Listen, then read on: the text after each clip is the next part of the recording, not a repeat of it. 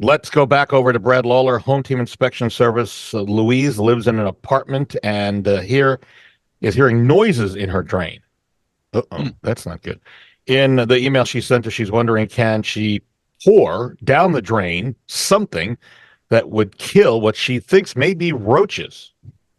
Well, okay, let me think through this one just a little bit. You're not going to hear a roach in a drain. If Yeah. she's hearing anything in a drain, she's hearing likely some sort of the venting that's going on there, or just a drip of water coming off, the bottom of a screen.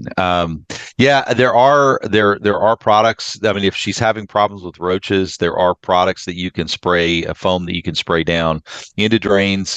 They eat grease, they eat other things that roaches will eat on, but that would be more like a floor drain, a drain that doesn't have a lot of water flowing through it. Mm-hmm. Like maybe a floor drain in a basement or a floor drain in a garage that doesn't have a lot of water movement. The best thing to do in those cases, I might just go ahead and start by pouring some hot water down there just to maybe move something through it.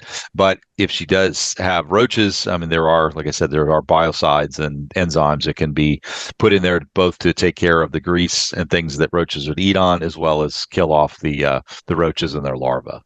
There's an upcoming event where in just a few minutes, 13 bad habits that are killing your appliances. I think one of them says don't pour hot water down your garbage disposal. Well, the Yeah. garbage disposal is a little bit different. I'm talking about, like a floor drain, and I'm not talking about, boiling water, but we'll Okay. get into that one All here right. We'll get in a to that minute. point. All Yep. right. Great.